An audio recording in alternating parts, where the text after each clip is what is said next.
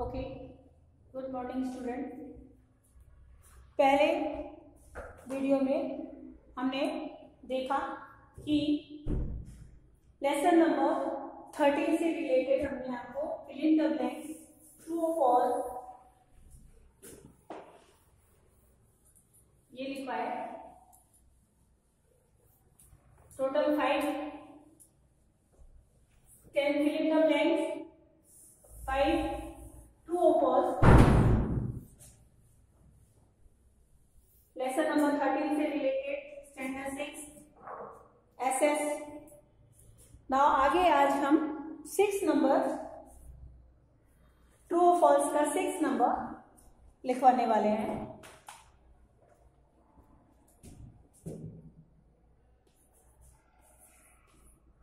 ये पहले भी हेडिंग आपने डाल दिया है, लेकिन फिर से हम ये हेडिंग आपको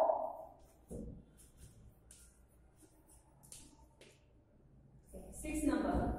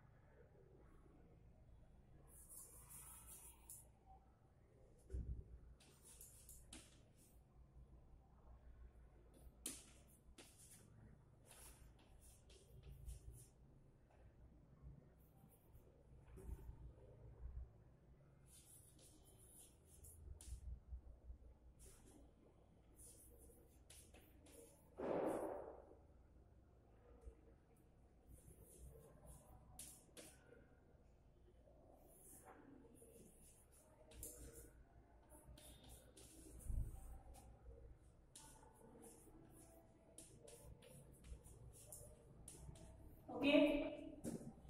Now 6 number Arabian Sea among after Arabian Sea along after flowing through the Vindhya and Shaputara mountain range. That is true. And 7 number plateau are made of landform is a false. And eastern coastal plain is located to the east and not, so that is full stop and that is false.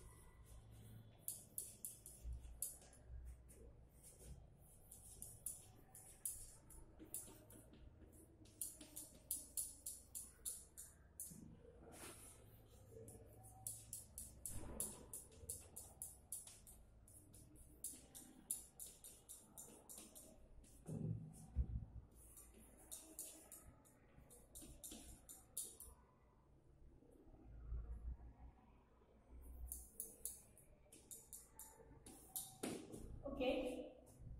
There are 4 island group in India. Is a false. There are 4 group island in India. Is a false. And next.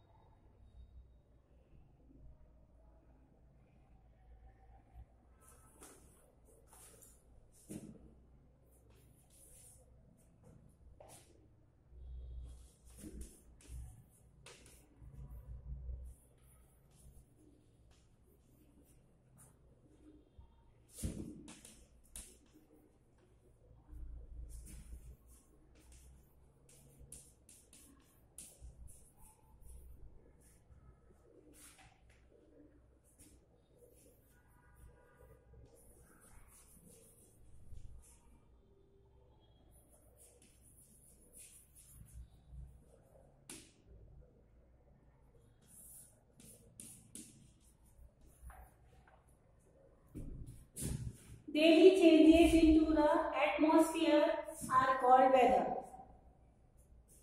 They right.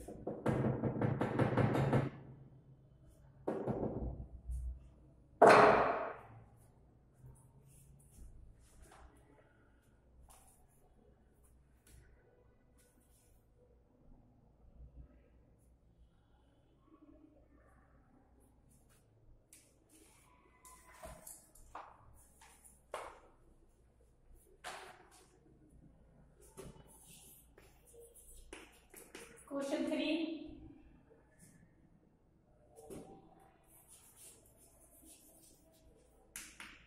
Write any 2 names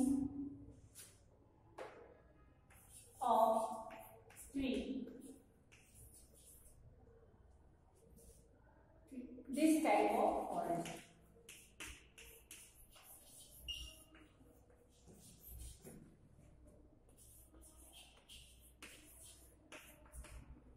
Write any 2 names of this type of forest. Number 1.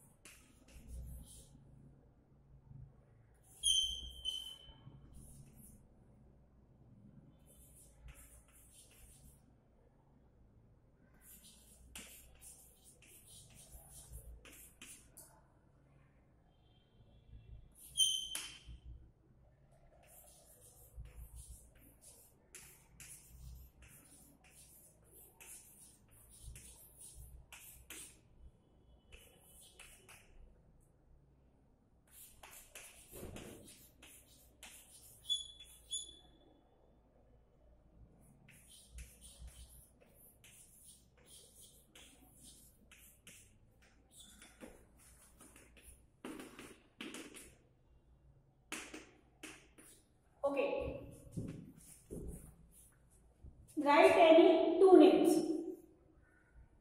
आपको इन forest में मिलने वाले पेड़ों के नाम लिखने हैं, कोई भी दो दो, ठीक है।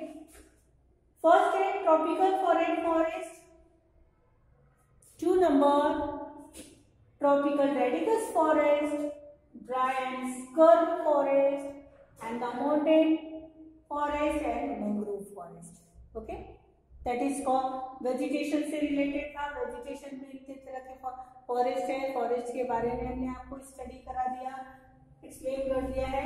अब उन पे फॉरेस्ट में मिलने वाले पेड़ों के नाम लिखने वाले हैं, ठीक है।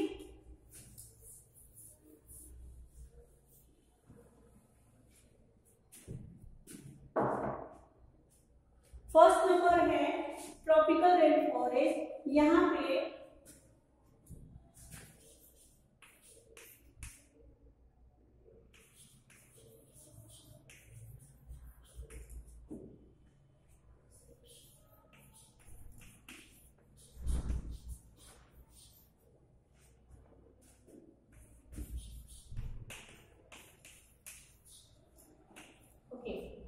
ट्रॉपिकल रेन फॉरेस्ट में नाम लिखना है मोटोगेनी, रोजवुड एंड विकर।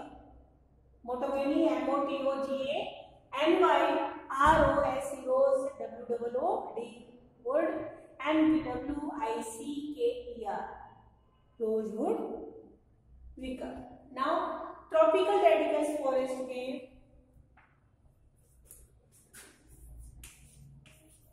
साल, बम्बू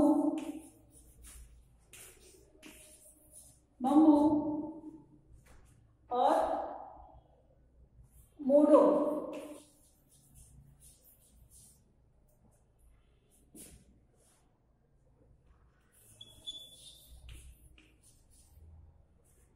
डायस्कर में कैक्टस, खेत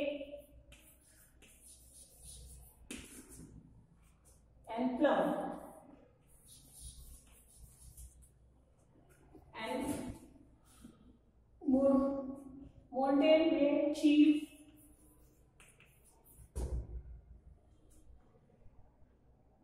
देवदार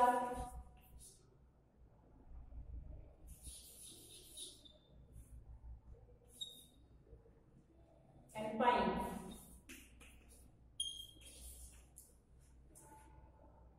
मैंने दो नाम लिखा है, तीन भी लिख दिया है कि आप लोगों को दो भी याद रहा है तो तीसरा भी याद करो, तो तीसरा भी लिख सकते हो। उसके बाद यहाँ पे मैंग्रोव में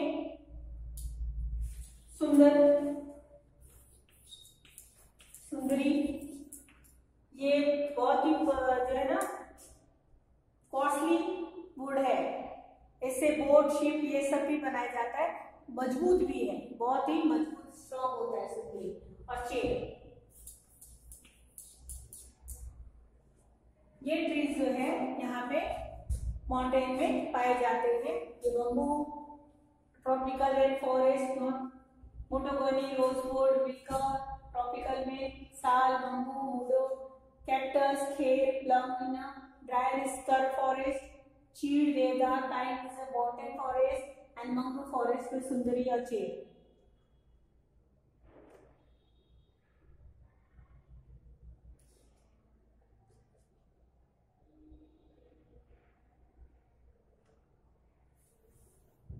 ओके,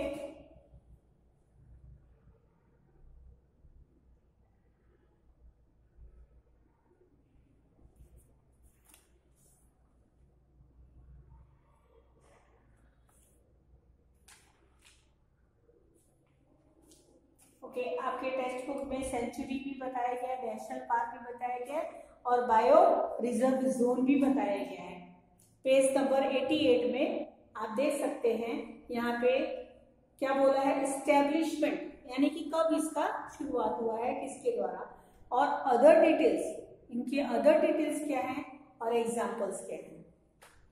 जैसे यहाँ पे दिया हुआ है सेंचुरी है बाय स्टेट गवर्नमेंट, यानी कि जो जैसे हम गुजरात स्टेट में रहते हैं तो गुजरात स्टेट का जो गवर्नमेंट है उनके द्वारा एस्टेब्लिश हुआ है।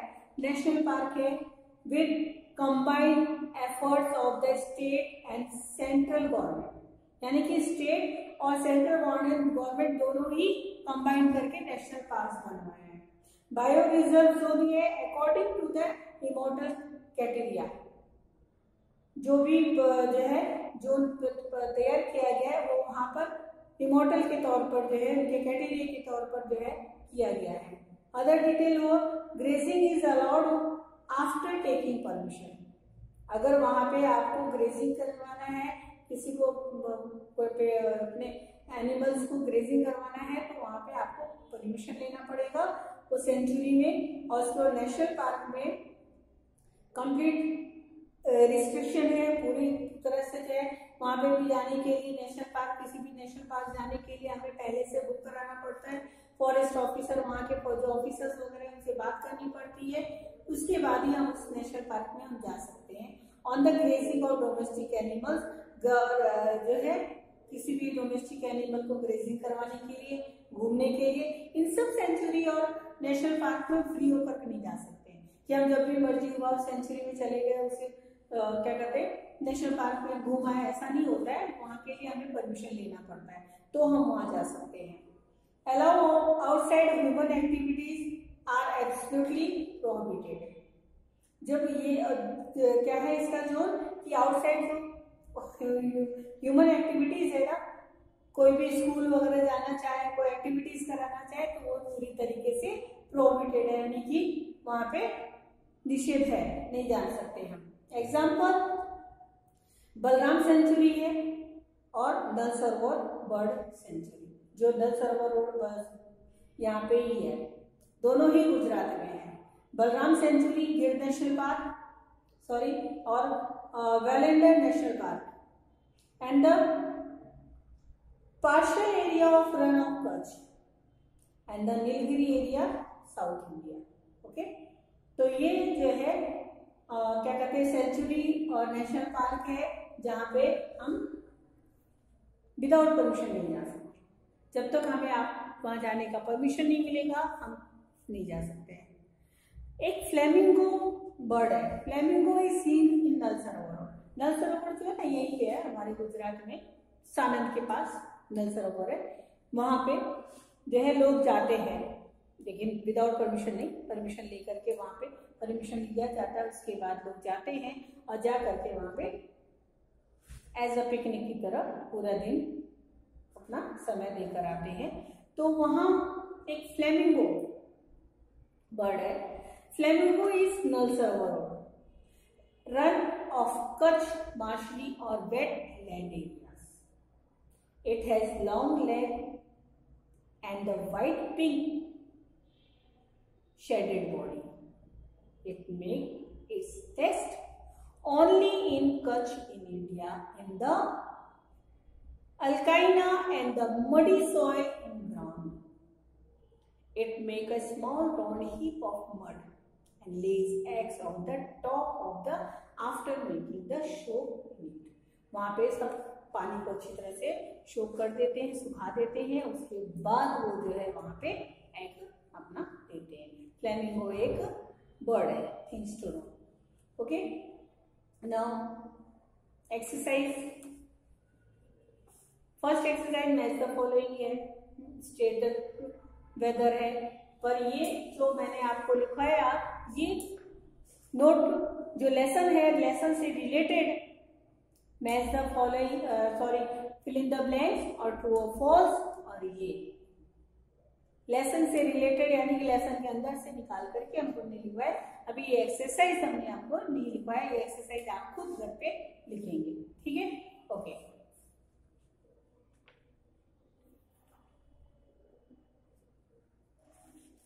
अब उसके बाद हमारा दूसरा लेसन आता है unity of diversity. Unity of diversity क्या होता है? विभिन्नता, विभिन्नता भी में भी एकता, यूनिटी। हमारा देश यूनिटी ऑफ डाइवर्सिटी में भी आता है, क्योंकि understanding the diversity, our country's diversity, it has a unique identified having diversity in religion, language, caste and economic quality. यानी कि हमारा देश जो है बदला हुआ है, हमारा देश डिवाइडेड है लेकिन एक unique identify having a diversity in religion से है, लैंग्वेज से है, उनके कास्ट से है और इकोनॉमिक क्वालिटी से भी है। Apart from food festival, custom, ritual and the attires variation is also seen in the social life. हमारे जीवन का पार्ट है, क्या है? फूड है, फेस्टिवल्स है, हमारे रीति रिवाज है, कस्टम्स है, हमारे रीत वाला एरीज वेरिएशन है जो कभी कम कभी का ज़्यादा का variation is also seen in social life. हर एक सोशल लाइफ में देखने को मिलता है। आज अच्छे दिन, कल बुरे दिन, परसों बहुत अच्छे दिन, फिर उसके बाद बुरे दिन, इस तरह से उतार चढ़ाव जीवन में सबके है ही है। Let us see what we can do for unity and equality in our country। हम देखते हैं कि हमारे देश में जो है क्या है, हमारे कंट्री में किस तरह से यूनिटी है और इक्वलिटी भी है इन आवर कंट्री। यूनिटी यानी एकता है और सब लोग इक्वल हैं, बराबर है, सबको बराबर सम्मान दिया जाता है, इसके बारे में हम पढ़ेंगे। थिंक में देखें, in what ways do you differ from children in your class. कैसे आपकी क्लास में जो है बच्चे होते हैं, सब अलग अलग होते हैं, सबके दिमाग अलग अलग होते हैं, सबका रहन सहन अलग होता है, सबके घर की समस्याएं सब अलग अलग होती हैं। किसी के घर में बहुत पैसा है, किसी के घर में पैसे नहीं है, फिर भी वो क्राइसिस में हंस रहा है, बोल रहा है। इस तरह से काफी ऐसी बातें होती हैं जो लोगों को पता होता है। तो इस तरह से हम अपने क्लास में भी क्लासिफिकेशन कर सकते हैं, डिवाइड कर सकते हैं बच्चों को। Then student in your class differ from you में many ways will still why are they your friends. फिर भी हम लोग आपस में एक दूसरे के दोस्त हैं। हम गरीब परिवार से भी बिलोंग करते हैं, हम अमीर परिवार से भी बिलोंग करते हैं, हम नीच परिवार से भी बिलोंग करते हैं, हम ऊंचे परिवार से भी बिलोंग करते हैं, बट हम सब लोग क्या हैं, पूरी क्लास एक साथ 7th स्टैंडर्ड में बैठी है पढ़ रही है। तो इसी को हम यूनिटी कहते हैं। ऐसा थोड़ी है कि वो बहुत पैसे वाले हैं उनके लिए अलग क्लास बना दिया है, वो बहुत गरीब है उनके लिए अलग क्लास बना, बहुत लोअर क्लास में है उनके लिए अलग क्लास बना है, ऐसा तो नहीं है। पूरा स्टैंडर्ड 7 जो है 6 जो है एक क्लास में बैठकर पढ़ रहा है, उसमें सारे बच्चे समान हैं। तो इसी को हम यूनिटी बोलते हैं, इक्वलिटी बोलते हैं, एकता और समानता। ठीक है, तो यही चीज अब हम इस लेसन में पढ़ने वाले हैं, एकता और समानता। ठीक है, the diversity is seen in Indian is rarely seen in other country. जो डाइवर्सिटी है which is seen in Indian is rarely seen in other country. दूसरे कंट्री की अपेक्षा हमारे कंट्री में ये देखने के लिए बहुत कम मिलता है। और India has become a subcontinent due to this diversities in our country. Okay.